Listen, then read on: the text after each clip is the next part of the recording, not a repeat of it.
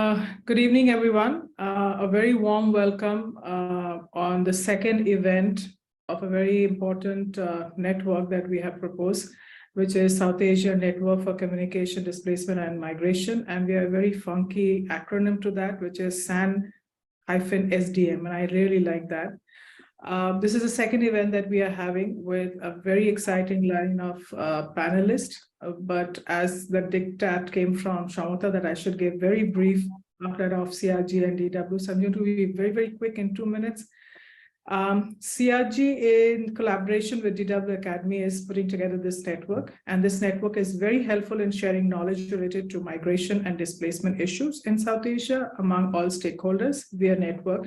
We want to actually share each other's work, connect journalists with academics, and vice versa, and hold some kind of events on the network with member expertise.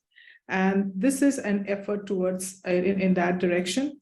CRG was founded in 1996 by a group of researchers, trade unionists, women's rights activists, journalists, lawyers, based on an occasion of the third joint conference of the Pakistan-India People's Forum for Peace and Democracy in Kolkata, India. CRG is actually a very renowned, as everybody would know, a very renowned think tank, which is doing very cutting-edge research. So without really necessarily going into detail, let me just also mention a few lines for the collaboration that we're doing with DW Akademie, Deutsche Welle Center for International Media Development, Journalism Training, and Knowledge Transfer. The project intends to strengthen the human rights to freedom of expression and unhindered access to information.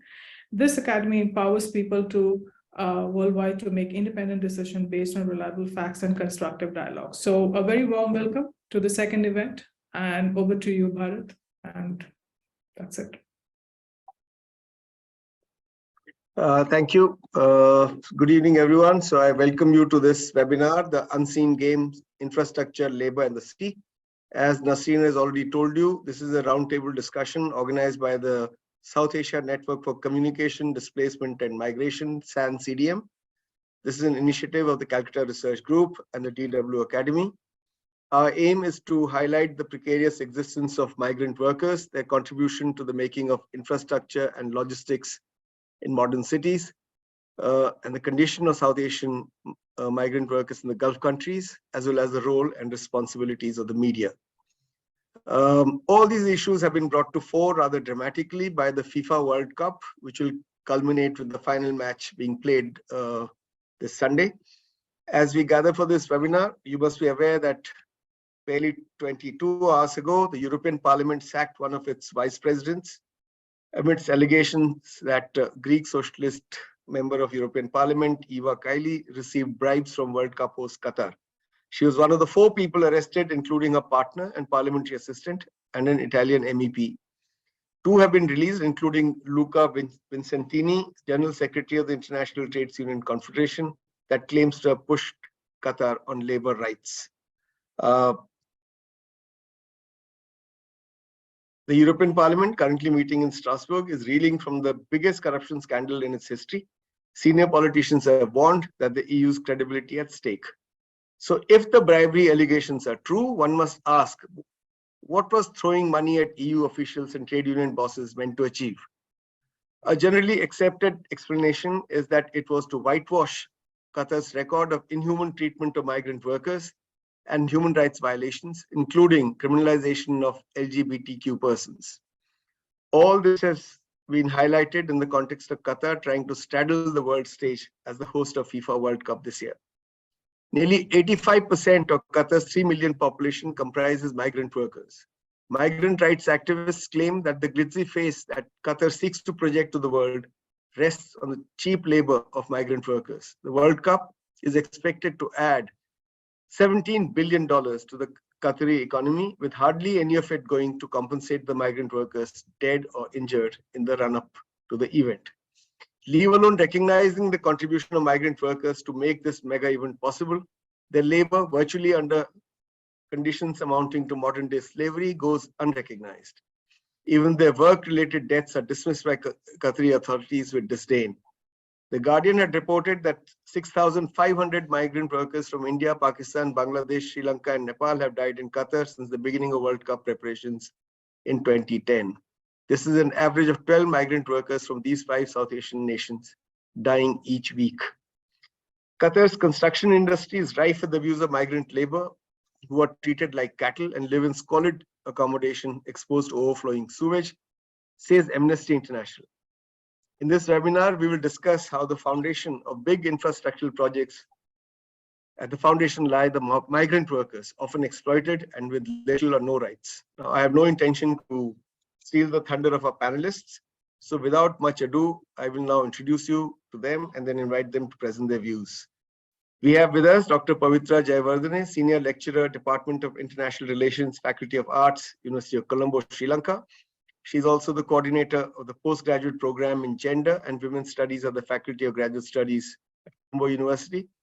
She completed her PhD at Victoria University in New Zealand in 2021. Her doctoral study focused on complexities of Sri Lankan immigrants' citizenship perceptions with reference to Sri Lankans living in Australia and New Zealand. We have with us Professor Arup Sen, member of CRG and retired professor, Department of Commerce, Sriramapur College. His fieldwork is labor and business economy. His field of work is labor and business economy. His PhD is in labor history, which he completed in 1995, University of Calcutta. Professor Sen has contributed articles to the Economic and Political Weekly, Mainstream, and on a variety of socio-political issues. We have with us Mr. Porimal Palma, a journalist from the Daily Star, the leading newspaper of Bangladesh. Porimal has a master's in development studies. He's working with the Daily Star since 2004. Earlier, he worked with Radio Veritas Asia in Dhaka and UCAN News, a Bangkok-based news agency. We also have with us Mr. Som Prasad Lamichhane, Executive Director, Pravasi Nepali Coordination Committee, PNCC Nepal. The Pravasi Nepali Coordination Committee is a non-profit making membership-based organization formed by returning migrant workers, especially from the Gulf countries. PNCC was established in Nepal with the help from Pravasi Nepali Seva Samiti, which was established in 1998 in Saudi Arabia. PNCC now operates migrant resources centers in 7 districts of Nepal and has an outreach office in Doha, Qatar. And we have with us Dr. Francis Adyakalam. He's from the Faculty of Social Work, Loyola College, India, Chennai. Dr. Adyakalam was member of the Child Welfare Committee, Chennai, a Marie Curie Fellow, 2012-2015, and a Research Fellow at St. Petersburg University, Russia. I now invite Dr. Pavitra Jayawardene, because she has to go because of some technical issues, to present her views. The panelists will have about 8 minutes to present their views, please. Right. Thank you so much, sir. And I'm very happy to be here today. I hope I'm audible enough. Yes. Right. I'm connecting from Sri Lanka and we are going through a power cut right now. It's dark and that's why you might see me as a ghost here. But let me try to finish my speech as soon as possible because my device is also dying. So what I thought to speak today is about my thoughts of, methodologically how migrants, especially migrants from South Asia, are unseen. So I'm interested to think about, especially looking at migrants from global South to other developed areas, and to think about why we barely see them, what causes their or that we see, how do we see them, how they're being perceived and also displayed. For a fact, we know that we don't know much about these migrants, their thoughts, their lives, their experiences. What the little we know about them in our epistemes are the knowledge largely produced through state-centric approaches, and the state also mostly by saying that state-centricness. The little that we know about them are based on the knowledge that largely produced through state-centric approaches. And when I say state-centric, I actually mean mostly the host countries, not so much the home countries or sending countries. So these knowledge have been produced through research based on host countries' fundings and their research, and mostly by their researchers. So this has created a huge vacuum that migrants from South Asia are not understood or seen from their own perspectives, from their own experiences, but mostly by other methodological approaches of how they're perceived by host countries and host countries' native citizens or native citizens-based approaches. So my interest is, I mean, I'm not an expert on this particular subject, migrant labors. My research stems from Sri Lankan migrants and their citizenship views. So I would like to touch a bit from my research area in my speech today too. But let me give you a first-hand experience to tell you what I really mean here. Now, at a diplomatic event held in Colombo in 2019, I was also a part of there, and there was this a celebration of bilateral relations between Sri Lanka and Poland. There was a high-level Sri Lankan Foreign Service official, and she was asked to share some basic information about the Sri Lankan immigrant community living in Poland.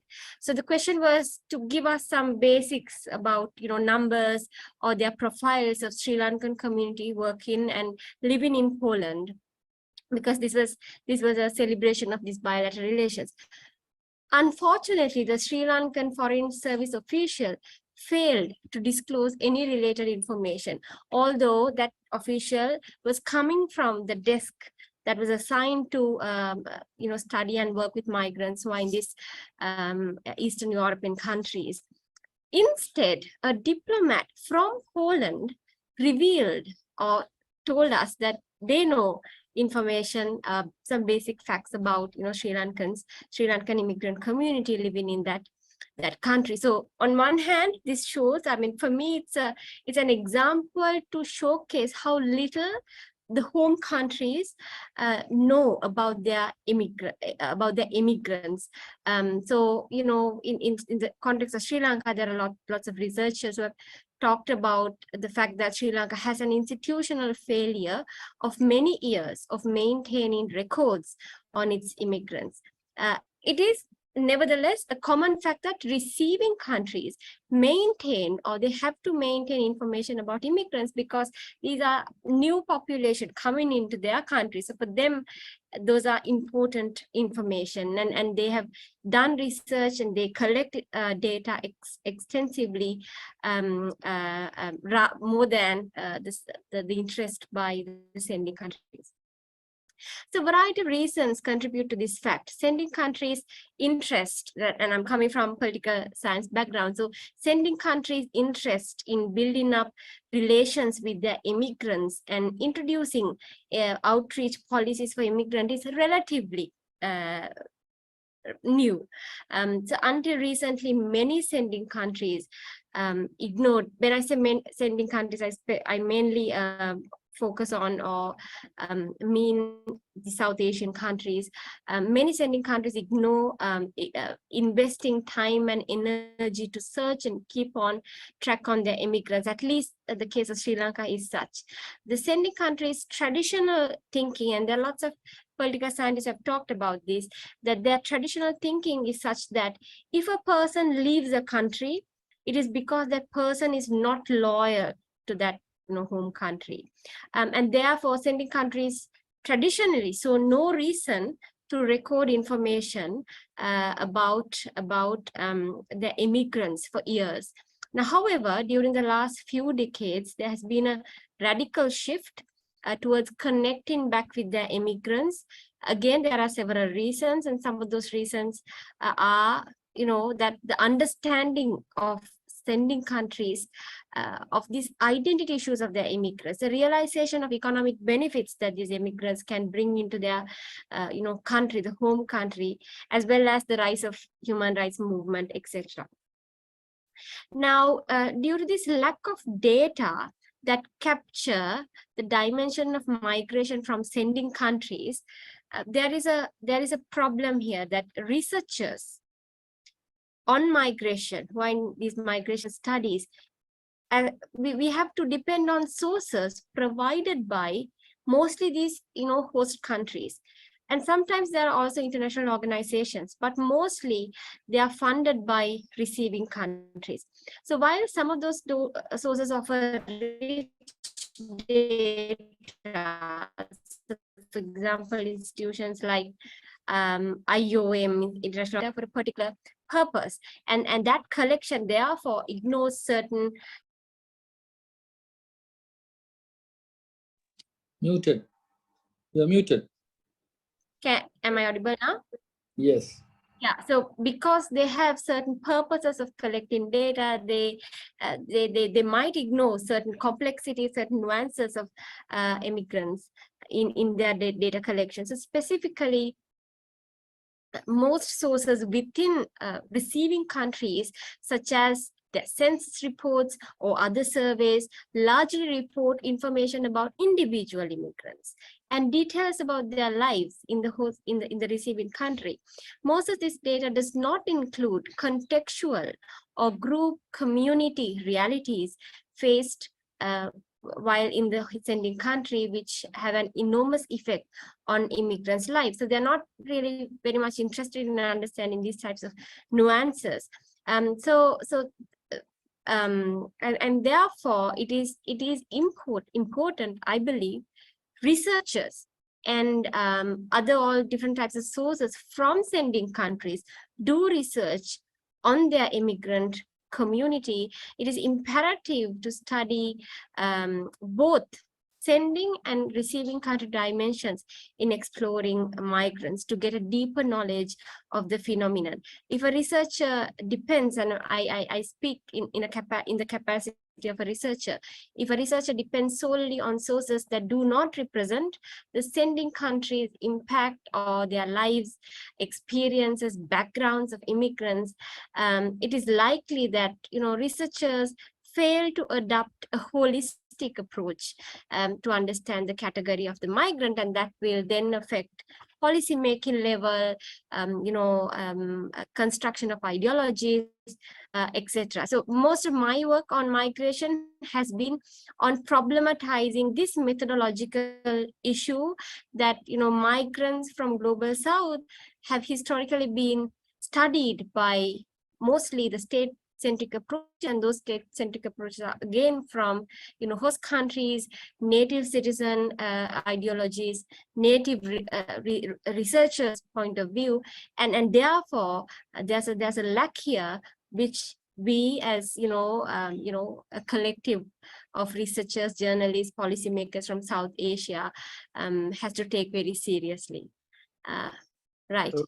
That's it from me. Thank you very much. Thank you, Pavitra. So basically, you are saying that these migrants remain unseen, and if they are seen, they're seen from the perspective of the host countries and not from that of the sending countries. And the nature of data available is such that this becomes a compulsion for researchers, because native countries either do not have adequate information or do not collect that information. You said there is no tracking of migrants in entire South Asia, but that's not, I think, entirely correct, because not only the central government in India, but the states also have protector of immigrants who, in fact, you have to register with them. They have to give you a clearance before you can get a visa to get a job abroad. But exactly what they do and how much they monitor is unclear. And you're saying that researchers need to depend on information both from sending country and host country perspectives on migrants. I think these are extremely valid points. With that, now I invite Professor Arup Sen. Yeah. So what I feel that how to develop connections between these three categories: infrastructure, labor, and the city in the unseen game. So so the basic missing link in this unseen game is the global journey of capital, and So there is a classic description of this global journey of capital Marx predicted, both Marx and Engels in the Communist Manifesto, regarding the global trajectory of capital, to put in their words that it must nestle everywhere, settle everywhere, and build connections everywhere. But Marx made a theoretical distinction between primitive accumulation and capitalistic accumulation, and argued that primitive accumulation precedes capitalistic accumulation. It is not the result of the capitalistic mode of production, but a starting point. But what we find today in the global journey of capital, that primitive accumulation and capitalistic accumulation or capital accumulation are the two sides of the same coin. So if we have our eyes on what is happening in Qatar today, so the Qatar World Cup economy is absolutely fed by footloose migrant workers. So these footloose people are coming mostly from South Asia. So we should keep in mind that the process of making them footloose, that is one kind of primitive accumulation. That means that making a large number of people dispossessed of their livelihood, and which is more true in the post-COVID scenario, and they are feeding the Qatar economy. So it is unthinkable that more than 90% of the Qatar migrant the Qatar labor force is represented by migrant workers. They are the dominant economic subjects in the Qatar economy, but without having any political rights. So a lot of things have come in the media regarding the racial dimension of the kafala system, but we should keep in mind the genealogy of the kafala system itself. That recently I am really enlightened by an interesting article by Jahara Babur and Neha Bhora, which has recently come out. So they have explored the genealogy of the kafala system. In their argument, actually the British colonial rulers introduced the practice of sponsorship for foreigners in the Gulf region in the early 20th century. But later it was reinvented by the Gulf rulers, and this sponsorship shifted to the employer citizens. So, but the kind of labor control as well as restriction of labor mobility, which is happening today in Qatar. So that has these colonial roots. So we should not lose sight of these colonial roots of this post-colonial development in the age of neoliberal global capital. So, my basic argument is that the Qatar is not an isolated instance of racial capitalism, in the sense that because we find that the majority of the workers who are feeding the Qatar economy are South Asians, and they don't have political rights, and they mostly perform the physical labor part of the infrastructure building process. But the minority, in the sense the numerical minority of the Gulf citizens and the Western professionals who are engaged, they are absolutely absent in this lower tier of the labor hierarchy, who are performing in the. So this is very important. But the race and capitalism are organically connected. So it is finding one kind of expression in Qatar, but we should not view this story from the perspective of that some kind of the Oriental despotism is happening in Qatar and all that. So we should be critical of this populist way of reading this story of oppression of footloose labor in Qatar, and we should focus our attention and situate this Qatar story in the larger story of the global journey of capital. This is important because the critical scholars of globalization talk about a category localization. So Qatar represents a local variant of the global journey of capital with its racial stereotyping and all that. and also we should keep in mind that this journey of global capital is connected with the digital capitalism, which is unfolding in our time, and the kind of recruitment which is being done of the migrant workers from different South Asian countries, particularly the South Asian countries, are also use the digital platforms to recruit labor. Recently, I have come across a story that from one of my working class friend situated in the Titagarh jute mill area. Jute mill is a dying industry in this part of Bengal, but the 20 students from a hotel management school were recruited by a Bangalore agency, but in hotel management school in Kolkata. But the recruitment was done by professional agency from Bangalore, and with the promise that they will. It was a contract for 3 months. So 25,000 rupees in Indian currency per monthly payment and 75,000 for 3 months. But what happened when the girl also came from the working class family in Titagarh, but after being settled, after visiting Qatar, she had to undergo the story of oppression. So they went to feed the tourists, because the domestic labor part of the story, and if they are not, they find it very difficult to manage their everyday expenses, and their family, they have already their family are sending thousands of rupees to them for their survival itself. So naturally, my point is that Qatar, we should critique the story of oppression of footloose labor in Qatar, particularly the South Asians. But our focus should be on the global perspective. Otherwise, we may fall into the trap of some kind of, what I should say, the traditional way of Western gaze on a non-European, the kind of oppression which is taking place in a non-European local, particularly in the Islamic local, because Islam, the stereotyping of Muslims is quite dominant in the Western media.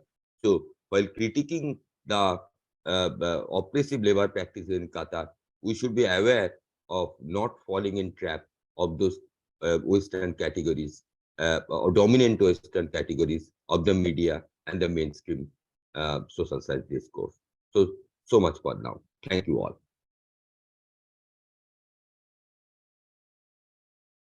Thank you, Arupda, for pointing to the unseen connection, as you say, between primitive accumulation and modern accumulation. Primitive accumulation being based on complete dispossession of labor. So this footloose labor, you're saying, should be seen in a larger perspective and not as something specific to Qatar or to Middle Eastern and Gulf countries. As you said, everything is linked in modern capitalism, from its most primitive forms to its most modern forms. Thank you very much. With this, now I invite Mr. Porimol Palma. I hope I'm pronouncing your name correctly, Porimol, from Bangladesh. Is Porimol there? Okay. Thank you. So thank you very much for inviting me this very interesting and important discussion. Actually, I am a reporter, and I had been reporting labor migration specifically since 2005, 6, 7.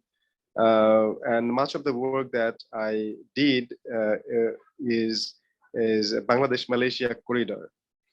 Of course, I also covered the Bangladesh and Gulf corridor. And I had a chance to visit Qatar in 2015. Though, I mean, that was under a fellowship, it's a Pan-South Asia fellowship on migrant labor. In fact, I was supposed to do reporting there, but I did not have the, I was not allowed to report. So therefore, I had to go there as a participant of a workshop. But despite that fact, I had chance of talking to a number of Bangladeshi workers there. And while talking to them, and later and before, I also reported on the migrant labor issue of the Saudi Arabia, especially Saudi Arabia, because that's a very big market for Bangladeshi workers. So my realization is that we are now talking about, I mean, this issue of Qatar is now surfaced because of FIFA World Cup. And we noticed that actually for the last several years, since FIFA selected Qatar as the venue for football tournament, there were a series of reporting in different media outlets, mostly in the I would say Western media, and there were many proposals made to the journalists in South Asia to cover the migrant labor issues in Qatar, and so of course some organizations including Amnesty International, Human Rights Watch, they have been repeatedly making statements and calls. I mean that Qatar was not ready because its image is tainted by the sort of slavery or the exploitative practices of the migrant workers. I mean, what I think is, first of all, as South Asians, how do we, our authorities, our governments, the government that we elect, how we actually treat our own people? You see that in South Asia, it's such a populous region, and it is climate change and poverty and a lot of other problems are so much acute that we cannot provide them the essential, the basic needs that the people need. So they are actually forced to leave their own countries for livelihood. And when even they are there, we have we feel little responsibility to protect their rights. So these people are neither respected at home nor abroad. They actually are, the milking cows. I reported vastly on the recruitment processes of the migrant workers. And I found, of course, in other countries, for example, India or Sri Lanka and even Nepal, this migration cost is less than that of Bangladesh. And there was a World Bank research a few years back which said that Bangladeshi migrant workers pay the highest amount of money to go abroad for jobs. So what I mean, as I mentioned, that I reported mostly on Bangladesh migration, Bangladesh-Malaysia corridor. I found that there's a huge racket. There's agents and brokers, both in the sending country as well as in the destination country. And they are very much linked to the political power structure. And I mean, during the last two governments of Malaysia, there were political, I mean, government ministers who were connected to the syndicate, which was involved in labor recruitment. So they made huge money out of just recruitment. And my finding is that oftentimes these companies, I mean, the recruiting companies, the companies that recruit, that place the workers, they recruit excessive number of workers. Because when they recruit more workers, they make more money. And this is a very vicious cycle. The cycle through which only the employers, the brokers, or the licensed agents, they make money, they benefit. And in most cases, it is my finding, this may require more in-depth researches. But in my finding, majority of the migrant workers actually do not benefit out of this migration. I can say this at least in the case of Bangladesh. So I time and again reported on this issue, and whenever there were some chances, I also tried to make this point that if we can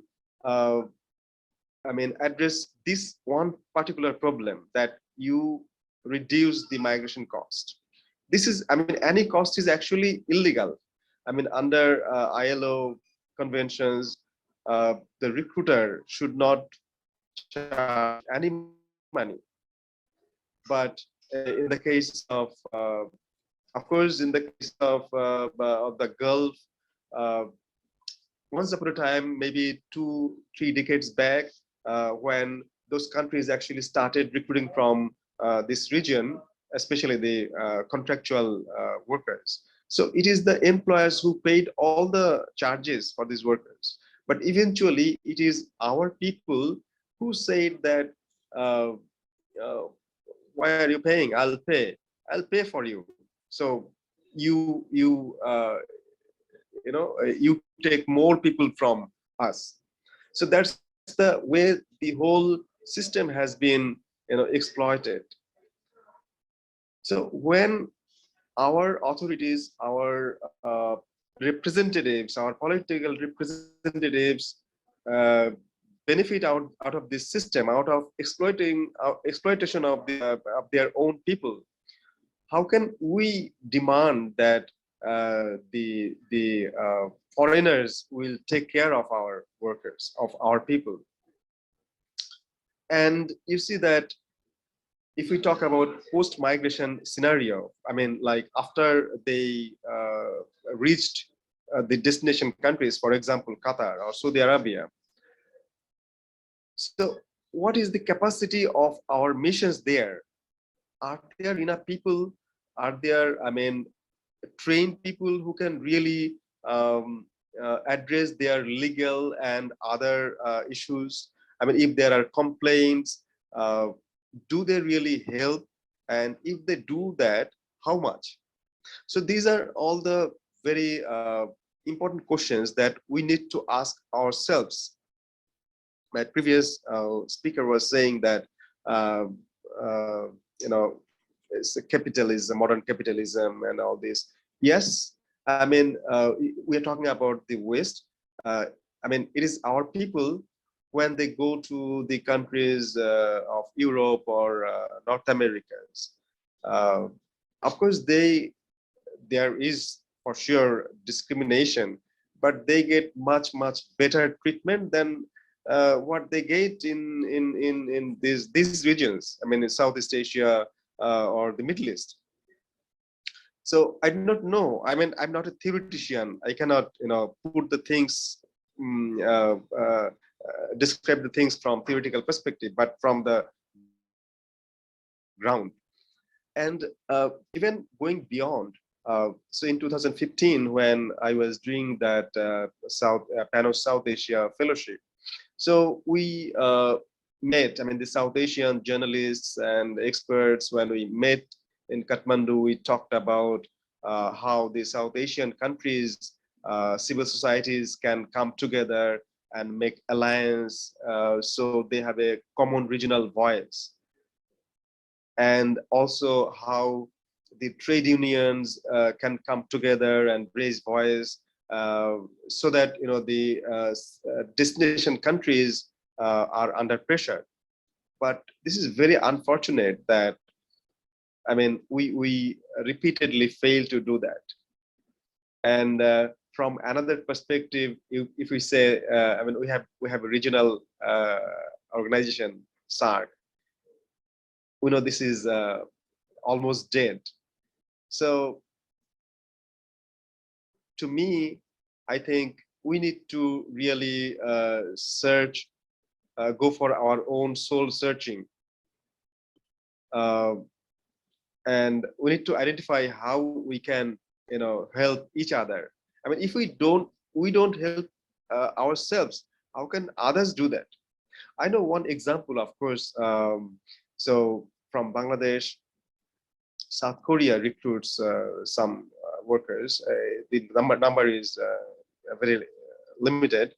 So in 2004, 5, 6, during that time, I read in the newspapers, and later when I started working on migration, I found that before 2006, there was a huge, corruption in the recruitment system.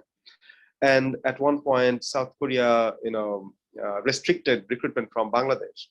Later, when they started recruitment, they did it under a different scheme, employment permit system, EPS. So that is their own system.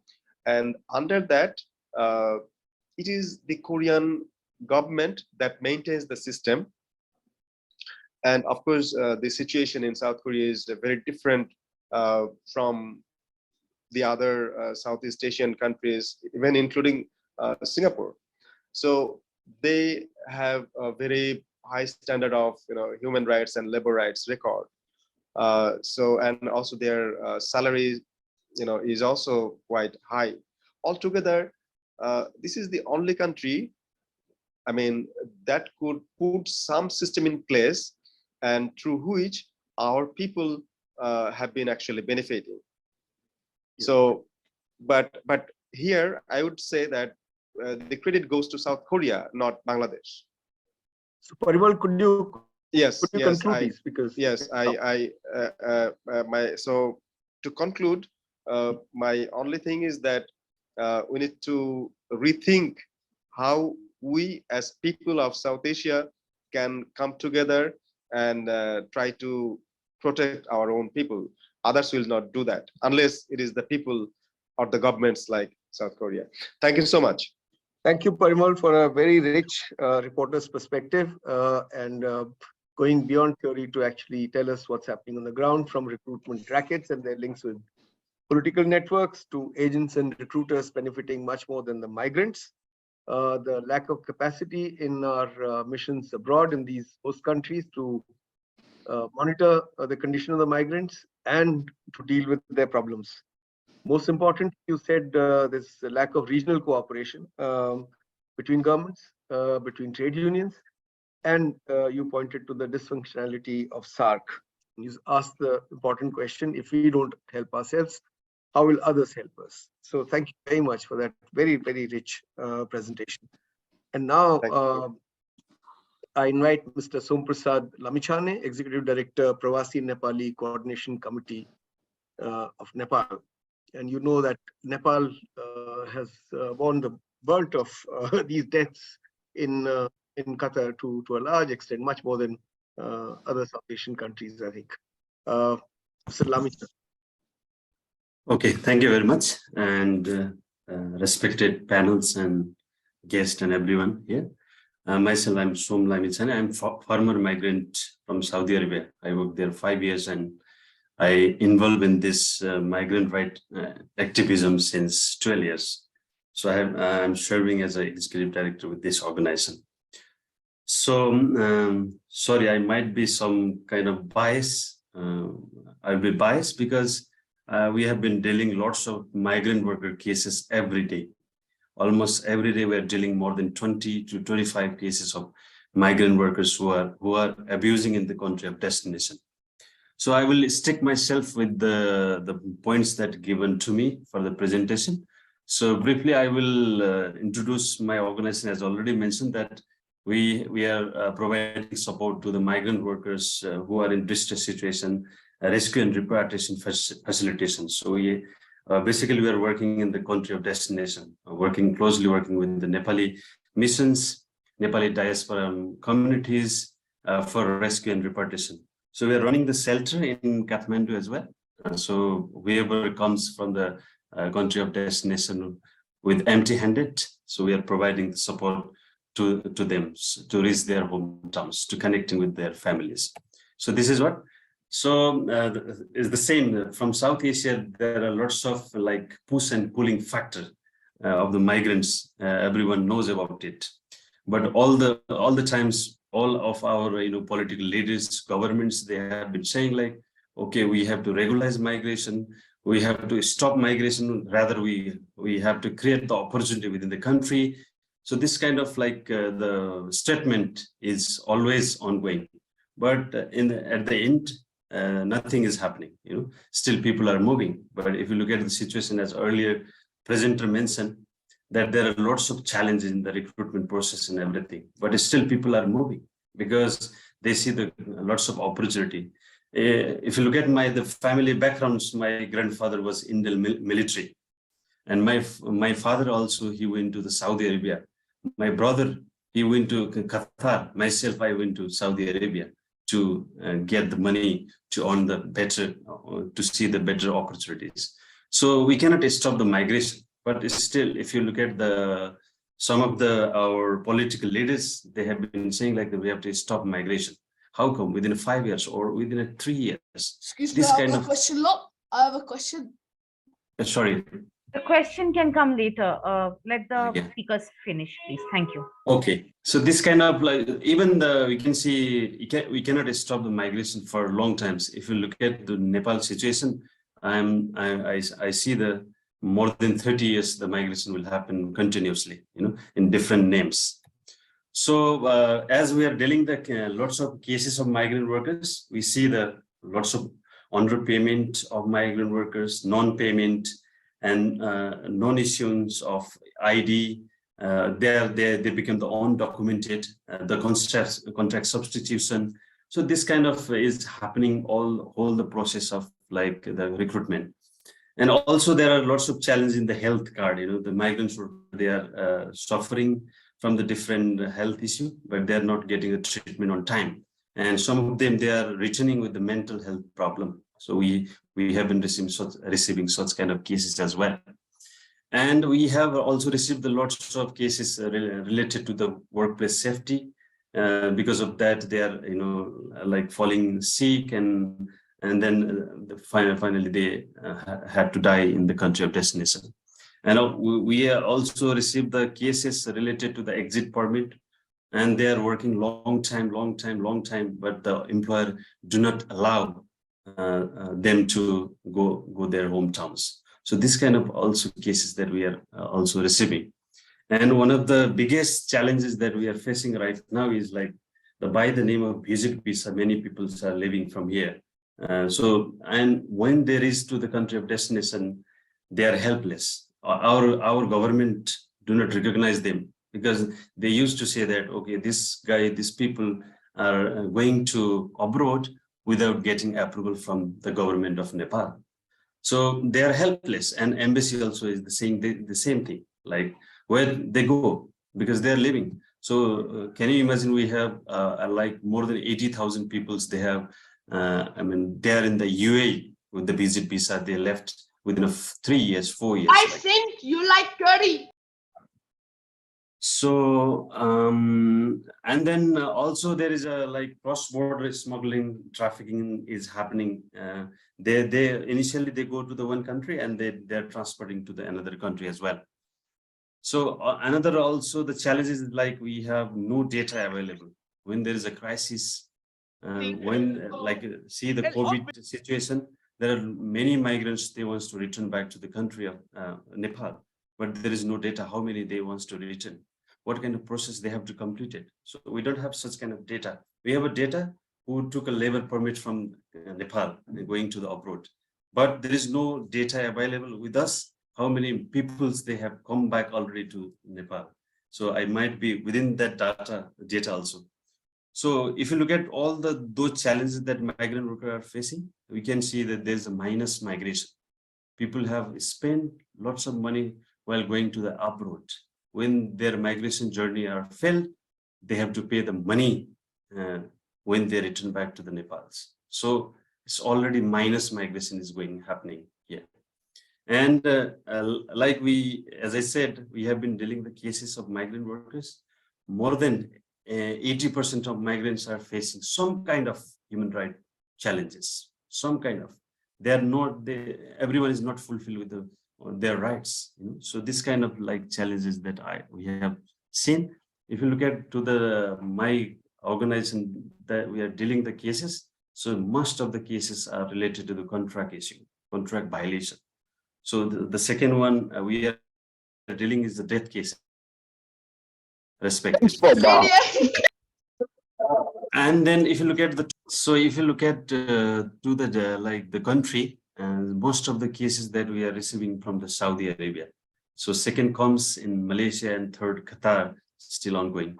So we have received so far more than 37,000 migrant worker cases since 2012.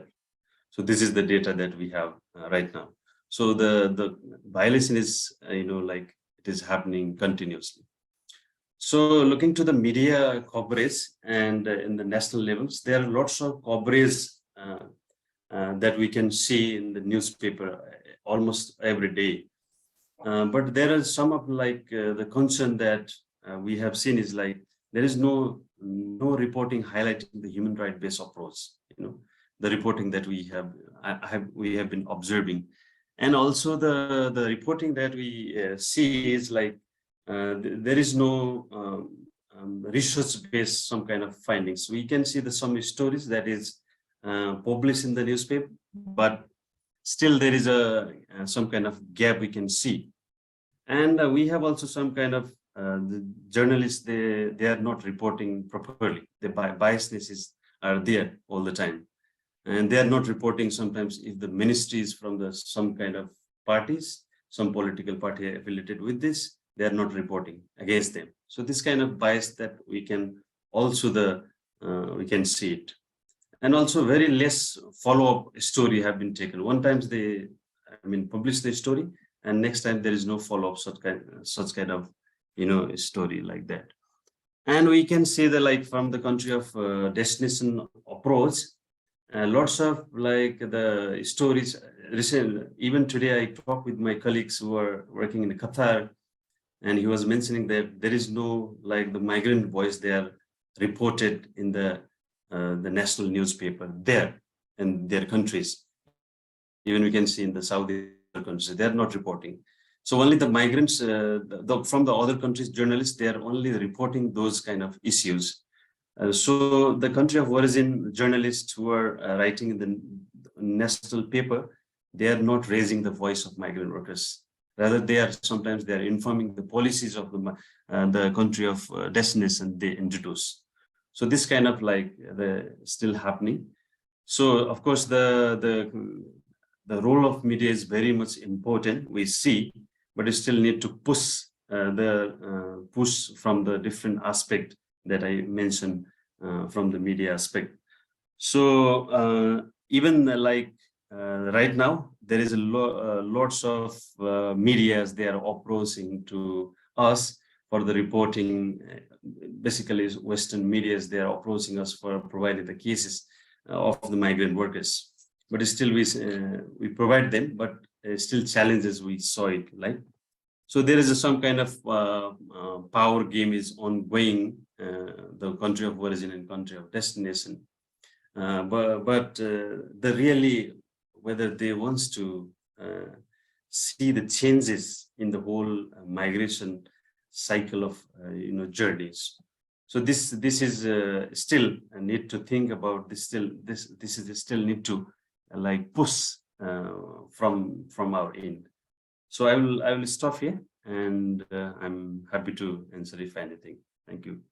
Thank you, Som, for your presentation. You said we can't stop labor migration. Of course, you can't. If you have free movement of labor, you should have free movement of capital. Free movement of capital, you should have free movement of labor. But then national boundaries and nationalism comes in, and migration of labor is restricted. So it's when it's needed, it's regularized. Otherwise, there is irregular migration. But thank you for your rich presentation in terms of the kind of support network you're providing.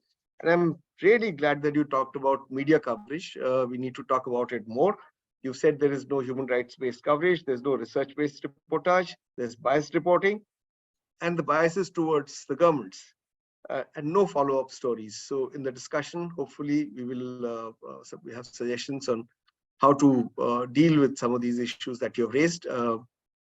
Now I invite our last panelist, Dr. Francis Adai-Kalam from Loyola College, Chennai. Oh, thank you. I'll be talking specifically on the death of migrant workers mostly in the Gulf region, and as well as very specifically with regard to the Qatar, which has been talk of for today's discussion. I have done specifically ground research last year before last year, just after COVID, from the perspective of the families. And I met the families whereby these death of the workers there, and how is it they have, what is it they've been told, have they received any specific compensation on based on the death. And so this narrative is based on that particular thing. But I just wanted to highlight certain important aspect as well as outcome through which we can actually proceed further in terms of discussion. Before that, just to quickly point it out that these migrants, as being told, they're specifically low paid, as well as they do primarily in the 3D work, dirty, dangerous, and demeaning work, and whereby the natives may not be willing to do. And especially in Qatar, they say close to 52% of the migrants are they are from migrants, the population. In Qatar, there are close to 25 to 27% of Indians are living as labor. And in terms of the remittance that they bring in, it's quite enormous. If you look at the remittances 2021 from the RBI, Reserve Bank of India's records, it shows that the Gulf region brings in majority of the revenue as a part of remittances to the Indians. So that becomes very, very important for the Indian economy.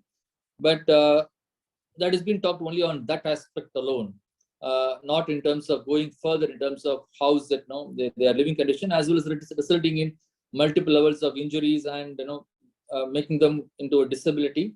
Also, on the end of it, in terms of death, that's not been talked about much, because the very fact that there was a kafla system which was being told by the speaker already, which actually resulted in terms of the contract between the employer as well as the employee. That has been changed in Qatar because of the 2010. They had an agreement with the FIFA whereby they say they're supposed to have progressive labor laws in the Qatar region, which they have introduced only after 2019-20, because there was a lot of pressure on them. Media reported, and there has also been narrative that has been happening, and that because of that they have also tried to change it from the kafla system. 2015 they have introduced a new labor law whereby the laborers need not get the kafla system, whereby they need to have 5-year contract time. And there's also specifically the onus now brings in terms of specifically on the death, whereby it was previously it's a right of an employee to get compensation. Now it becomes the onus on the part of the employer to give compensation based on their injury as well as death. But how it is done and what has it been done, that's a big question mark, because most of the deaths that are being reported are because of the natural cause or cardiac arrest, whereby under the insurance scheme, where you cannot even claim under the law also, you cannot even claim compensation because it is not resulting in based on death. In fact, many studies that have been done in recent years, whereby they reported that people have died because of huge heat, as well as because issues of kidney, resulting in kidney failures. So that is actually, if you look at it, it is based on the work-related, occupation-related diseases, and that has not been reported. That's not been calculated in the death, cause of death, and cause of death is mainly they reported as a cardiac arrest or the natural cause. There are a lot of, from the family side, when I asked, why is it, they were, there are families who said they wanted the mortal remains back very quickly.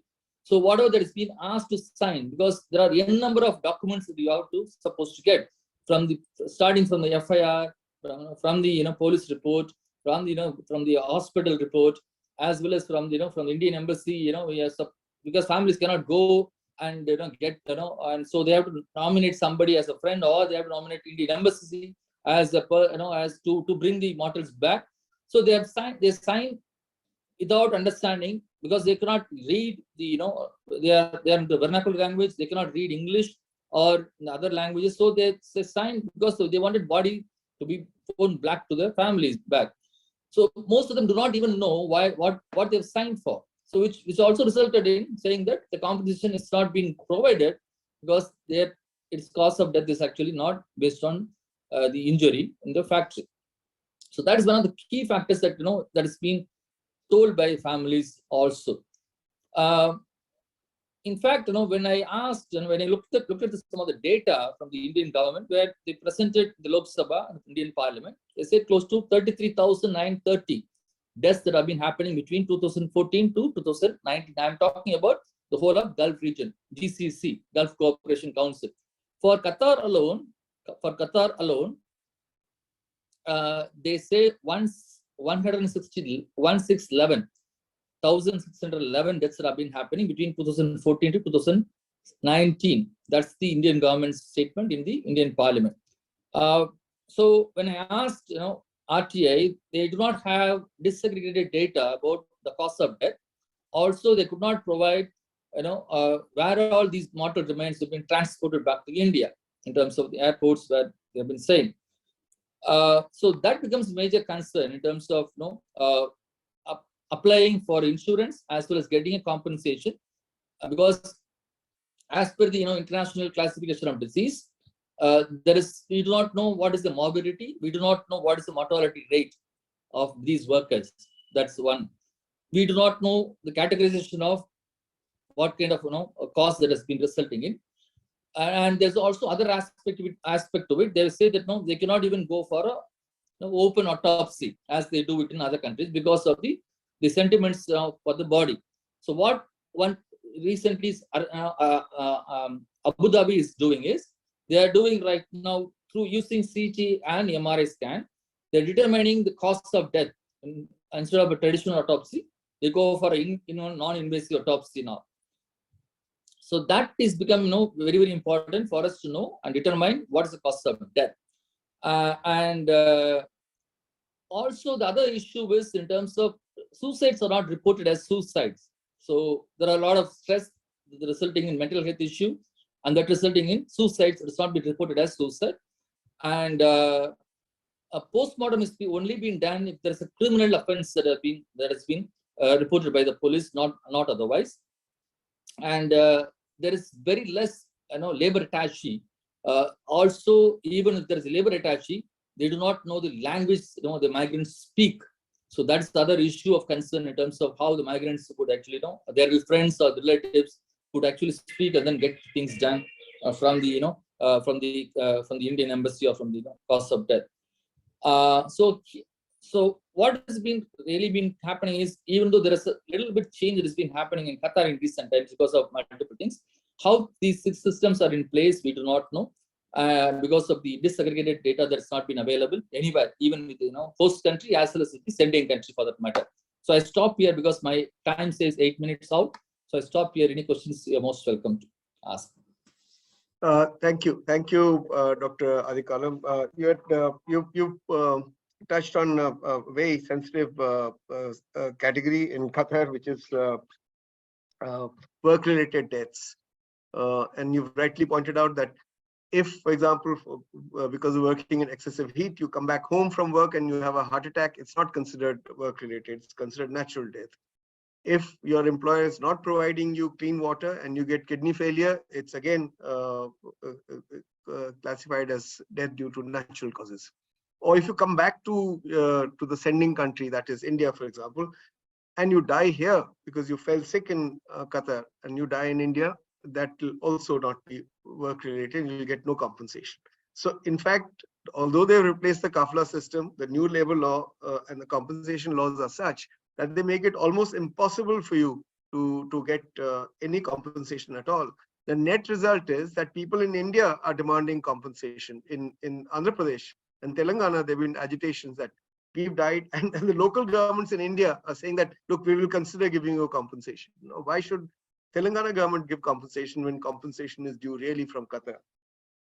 I think you also made very important points about governments not being concerned enough to collect disaggregated data. So the net result is, as you said, you don't know the mortality rate of these migrant workers at work in these Gulf coordination countries. You don't know the cause distribution. Is it kidney failure? Is it heart attack? Is it an accident? Or is it a suicide? So there is lack of seriousness even in the sending countries. So thank you for that very interesting presentation. Before I open this thing to questions, I'd like to say a few things. I think we should ask ourselves, does public criticism lead to labor law changes in countries like Qatar, and how effective are these changes?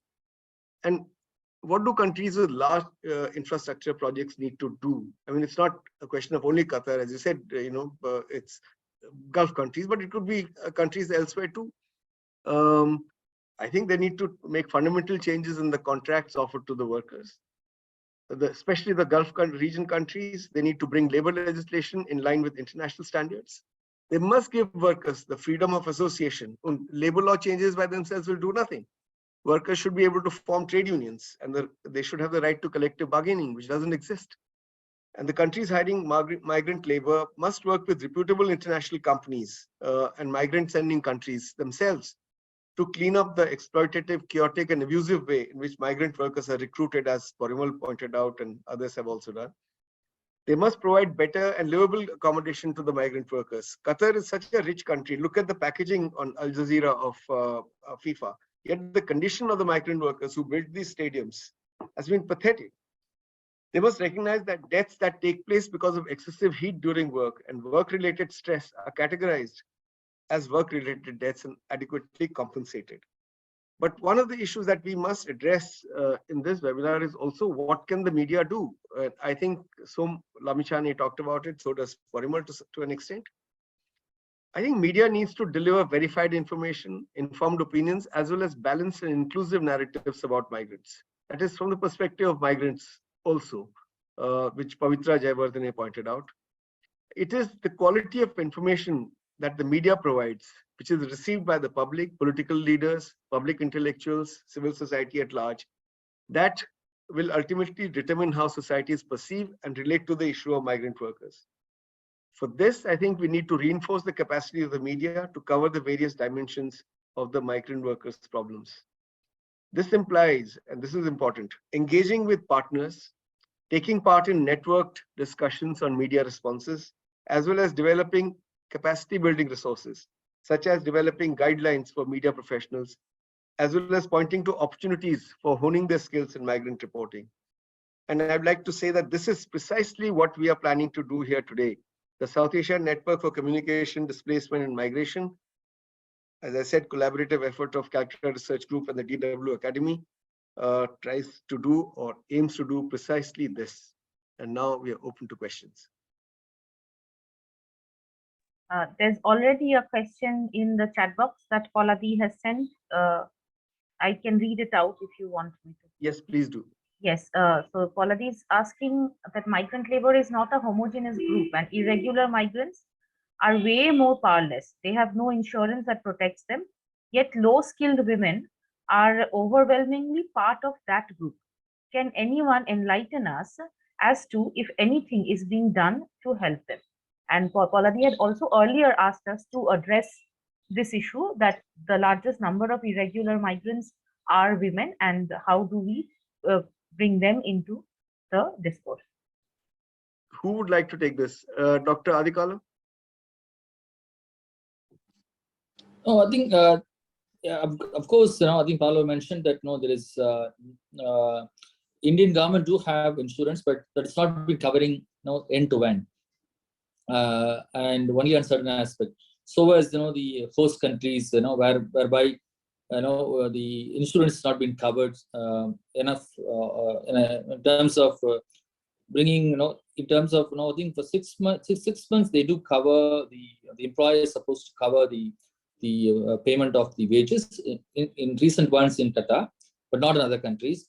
But also in terms of after 6 months, they are supposed to have half one salary, but that is only for the work-related injuries, occupational injury, not otherwise. No, her question, Dr. Adikalam, was about irregular migrants, especially women. Would you like to say something about them?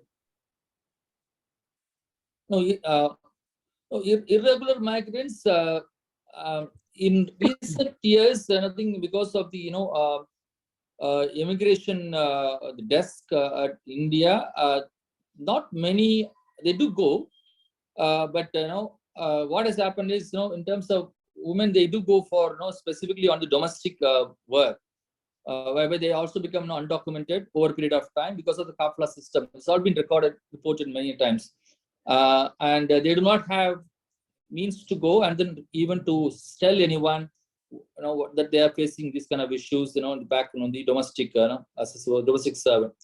I think I've already pointed out about the labor attaché and the issues concerning those things. That also is very, very important, because they do not know how to go and whom to approach and whom to give complaint to. Som, would you like to add something to this? Because you are a support group for migrant workers. So what about irregular migrants, especially women? Actually, the government of Nepal, they have, ignored to support those migrants. As I mentioned, that there are lots of undocumented migrant workers, especially women in Oman or Kuwait and Saudi Arabia. Can you imagine that we have more than 40,000 women they are working as a domestic labor in Saudi Arabia, but we do not have such data with the government. Government says that we have only 10,000. So maybe, that we have been advocating for that. Okay, in terms of providing insurance scheme or other things, that is a different thing. But at least when the migrants, they are in the problem, whether they are in their irregular or regular status, it doesn't matter, as long as they are a citizen of Nepal. So they must get the support from the government. It cannot be ignored. So in terms of providing money, support, and other things, that can be okay. But in terms of providing support, rescue, repatriation support, medical support, that we cannot ignore as a Nepali citizen. So this we have been, advocating. But unfortunately, that we have the policy. If you are irregular situation in the country of destination, you are not eligible for the support. Government cannot fund them. The discrimination policy, you can see if the migrants die in the country of destination, only the government provide the repatriation, dead body repatriation support.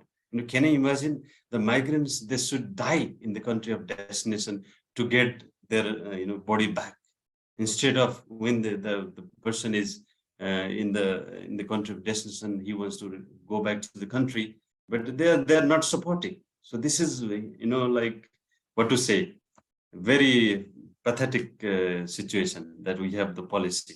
It's not acceptable all the time. Thank you. Paula, you wanted to say something on this issue. Yeah, thank you so much, Bharat. I just wanted to point out something, and that is one of the reasons why women are largely, particularly low-skilled women, remain irregular migrants, is that migration is becoming progressively expensive, as I think Porimal was pointing out. And that is an artificial sort of a way of making it so expensive that women cannot, particularly low-skilled women, cannot access that. And they rather access traffickers who would take them from point A to point B. As Som very correctly pointed out, that 40,000 domestic workers are there. And, I've been doing a little work on that, and the numbers are enormous. And the governments are completely unwilling to talk about them. Yet their service for any city is considered so important that there's a huge demand for them.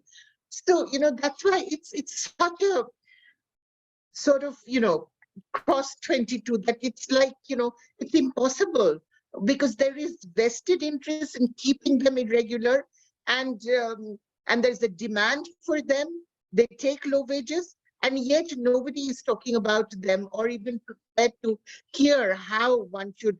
Yet we are constantly, like through ILO and everything, we are saying, make them regular. But how? That is what, worries me. Okay, thank you, Paula. There was a question from Devajyoti that why is there no discussion of these issues in our local, regional, and national media?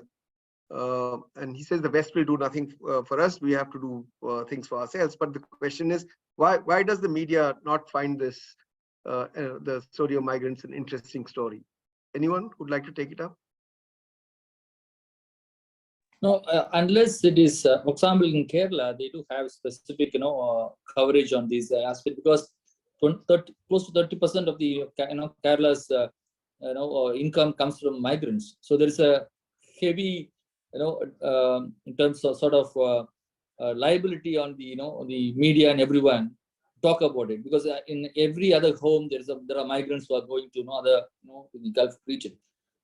Except for that, I don't think they have exclusively or very migrant media focusing on migrant issue, because that becomes a very invisible in a way, except for getting money or remittances for Indian state. Media, in my opinion, has not been focused, because it's not be a priority for them to focus on. It's not. That's what I understood from the particular point. So can I talk to? I'm this, Christy from Sri Lanka. Yeah, please. Actually, my focus, media should take more focus on these issues. Actually, this is the issue. The migrant issue is very important for in South Asian country, but media is focusing less. There is no article on these issues in Sri Lanka. So journalists should address on this issue and must train them. This is my suggestion. Yes, thank you. Som, would you like to say something on this? Because I think only when an accident happens or number of deaths take place, then that gets reported. But otherwise, migration remains a sort of unseen phenomena as far as media is concerned. But in the context of Nepal, there is some kind of like, the good thing is some of the national media, they have a separate beat for migration, so which is good. We can see every, like the national newspaper or national television, they have some kind of programs. So we have a good thing. One other thing is, like, I would like to share is, like, we have two groups of journalists who is particularly focusing on the writing their stories and all the things in the migration. So this is that good thing is happening, but still I mentioned during my presentation, there is some kind of like gaps and challenges that we have to work on it. Andrea? I was wondering, it's more a question than anything else, whether maybe one reason why there's not so much coverage about migrants and refugees too, it's similar, only when they are seen as sort of in a criminal way or for offenses.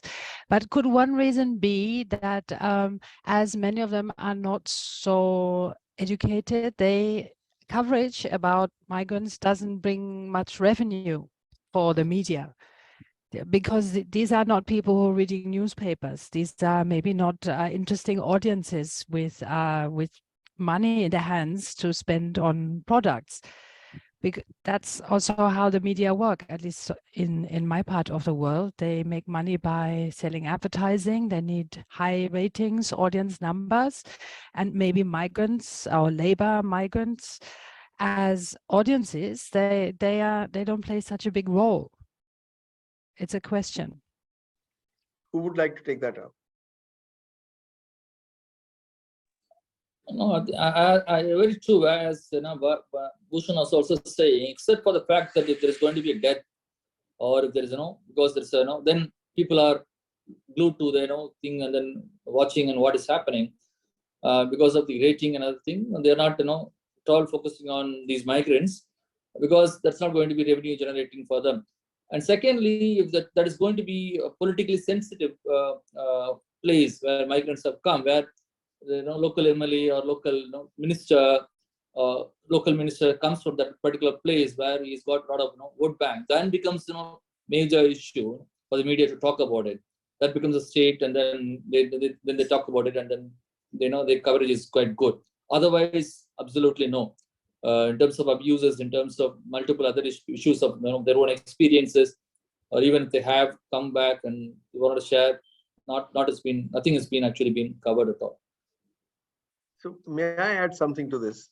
Having been in journalism for so long, I think, Andrea, there's an essential kernel of truth in what you're saying, because newspapers are no longer selling news. They are actually selling their audiences to advertisers. So in any big newspaper office, they would say, you must focus on what in marketing language they call socioeconomic category A1, A2. That basically means, a husband and wife, 2 children, they've got a house, they've got a car and a dog, and they're paying mortgage on their house. That is your target audience. These are the people who are going to buy things, as you said. However, having said that, there's a political aspect also. Only when you want to criminalize migrants, or when you want to project them as a drain on resources, and when you want on national resources, that you start talking about them. So we had a very senior minister actually talking about migrants as termites. And all that comes because you say our resources are limited, and who are these people who are a drain on us? So they are reported on to other them, to deny them the rights that citizens get, or anywhere, any right that comes near to citizenship right, not by granting them citizenship, but by making demand on resources, like saying that give us healthcare, give us education, etc. So they remain in a limbo. Nobody wants to own them up. So I think you're right. But they do get reported, but they get reported, as I said, for political purposes, for negative reasons. Can I add something? Please. I think another reason is that there's not much diversity in newsrooms. Journalists come from similar backgrounds. You hardly get any migrants who work as journalists. So that is also one reason why you don't get certain perspectives, because they are just not represented in those who produce the content. They can't get jobs. And other reason, when we are started to writing on these issues, even we won't get a proper data. So it's very difficult to get. So if media houses not interested in these issues, we journalists take more responsible in these issues. Otherwise, we can't go. Individual journalists can do very little. Journalists should take responsibility. Individual journalists can do very little. Even if you do a story, it's likely to get killed, or it's likely to be relegated to page 16 as a single para story, or killed altogether. So it's all very well to say journalists must take responsibility, but one must understand what is the structure of media within which journalists are operating. That structure is such that it makes it virtually impossible. So you do not any longer have enlightened editors or enlightened newspaper owners who would say, look, this is an issue which has to be written about sympathetically, whether it's refugees, internal migrants, or migrants going abroad. But it's an institutional issue that needs to be built into beats, as Som said. They have a migration beat. But in India, every newspaper has a labor beat. And the labor correspondent does nothing, doesn't even know the national trade union leaders, leave alone ever talking to them. So it's just an add-on beat. You do A, B, C, D, and then you also do labor. So it's institutionally relegated to the margins. Yeah, correct. There's a question in the chat box and the comment as well. I could read them out. There's a Som Nirula, who's our friend from Nepal, saying that the media coverage also depends on the interest of the editors and the publishers. When the FIFA World Cup started, the Qatar embassy invited all the editors and handed over the football to them. It shows how the media gets influenced. And then there's a question from Shubhajit Mondal. Shubhajit asks, is the issue of migrant workers being suppressed due to the influence of populist politics? Is this why it is not a political issue? Who will take that up? We have only 2 of our panelists left with us, so I have to ask them. Dr. Adikalan. You are there to best to answer. You are inside out on these, the media. The first question, maybe it's not a the second one, maybe I try to answer no, because it's not been taken up very poignantly in terms of the political system, because they are not part of the vote bank politics. Except for in few states like Tamil Nadu and pockets, as well as in Kerala, again I had to quote that one, and not much populist based things also happening. For example, they have a separate ministry in Kerala, and they have a separate board, and we have a separate board in Tamil Nadu also, in terms of looking at each district also to have a designated officer who would take care of this particular aspect of migrants, whereby the families could pointedly go and then ask the official, and then they would be in touch with the district collector.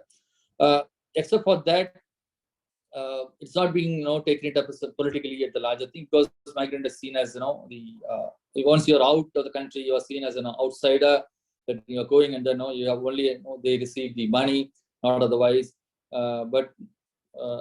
Within the even COVID also showed very vividly that within India, migrants are seen as an outsider too. So that's what I would Yeah. On the first question on Somnarulla's comment, I don't think merely giving a free football to journalists is sufficient to sort of prevent reportage. Or calling them for cocktails is going to influence them. I think the answers are more institutional, not that individual journalists have been bribed. On the issue of populist politics, you see, take the case of migrants coming to India. We do write about migrants and their rights when it comes to Hindu migrants from Pakistan, Hindu migrants and Buddhist migrants from Bangladesh. But we don't talk of rights of Muslim migrants from Bangladesh, or Muslim migrants from any other neighboring countries, and Tamil migrants from Sri Lanka, for example. So yes, the coverage of migrants is determined by the signals that the state sends, and the nexus between the state and the media is so strong in India today that I don't think people will go against the state on many of these issues. There are marginal publications which do, but by and large, correspondents are increasingly becoming stenographers of the government. Maybe Arupta would like to say something. Sorry, I was saying Arupta still in the meeting. He might want. Oh yes. Oh sorry. Can I talk? Also regional. There are regional parties whereby they they passionately bring out this the nationalism, the Tamil nationalism, Maharashtrian. So this also matters a lot in terms of how do you look at migrants. Somebody is coming, they say that they're taking away your job. So I know that also becomes a matter of major concern in India, within India, I'm saying. Can I speak something? Okay. So this is actually in addition to what Francis Adekulam was talking about. If you look at, for instance, Kerala's history of civil society and migrant rights activism, it is far more organized and systematic than it's just a populist politics. Even the political system has been positively responding to this, probably because of the strong kind of labor right activism in the Gulf, under the kind of leadership of different political organizations and cultural groups. So they have been very concerned about many of the migrants issue. And many associations like KMCC and AICC, this one Congress, this have been very active. Even the communist parties, means their own Gulf these associations were very active, even bringing the mortal remains of the migrants in the Gulf, and some of their relationship with the kafils, have been beyond the issue of policies and concern or compensations. Rather, it has gone a long way towards understanding their issues and also some kind of accommodation and understanding the issues of migrants beyond the issues of politics and policies. So, for instance, if migrants who are living for quite a long time, for 30 or 40 years, or even less than probably 20 years, the kind of relationship between kafil and the worker, or what we call khadim, has been beyond all this, getting for 500 dirham or this thing. Beyond that, they have been very considerate. I'm not talking about all the kafils as such.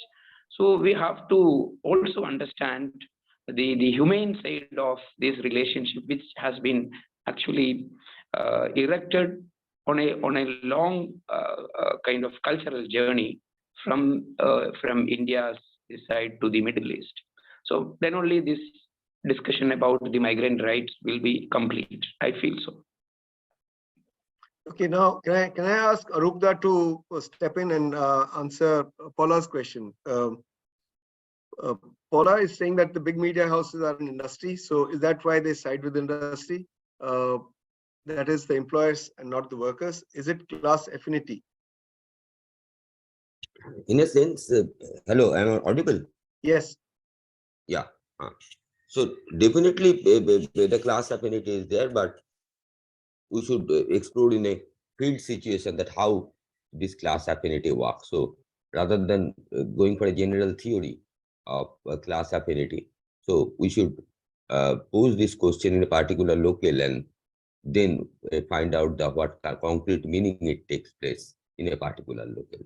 That would be my response. And regarding the populist politics and the coverage of the migrants, I fully agree with Bharat that ultimately the state decides that which kind of category of migrants will get coverage, particularly the Hindu migrants from Bangladesh. And there is other side of the story, because Muslim migrants from the other side always are pejoratively constructed as the Bangladeshis, and that is the negative sides of the story. The two sides of the story go side by side. So that is the dark side of the moon. That's my response. Okay, so I think we've run out of time. So I will end this session here and hand over to Samita or Nasreen, whoever wants to make some concluding remarks. We don't have concluding remarks. We only have a vote of thanks. So thank you to our partners, the DW Akademie, who have also been instrumental in creating the South Asia Network for Communication, Displacement and Media and Migration, to our moderator, Bharat Bhushan, who we call upon for everything. And Bharat very nicely obliges us. This is the second meeting that Bharat has moderated. He believes that he won't have to work as hard if he moderates, but he works doubly as hard as a result of his responsibility. To our panelists, Pavitra Jayawardena, Arupda, our friend Som Prasad Lamichane, Francis Adaikalam, and Porimal Palma, thank you for joining us today through various difficult situations. A special thanks to Som Nedula and Moinul Khan for connecting us to Som Lamichane and Porimal respectively. Thank you to our colleagues at the Calcutta Research Group. Thank you to the audience, the participants today. You sat through with us through some really disturbing moments. Thank you for having faith, and congratulations to my colleagues at CRG for not only conducting this discussion but also for keeping calm and ensuring that the miscreants don't get the better of us. This is part of CRG's continuing work in migration and forced migration studies in collaboration with the Rosa Luxemburg Stiftung South Asia, the Institute for Human Sciences Vienna, the Deutsche Welle Academy, and many other universities and institutes in India. Do keep in touch with us by looking at our website and our Facebook page, Twitter page, Instagram handle, etc. And we'll see you at the next event. Thank you so much.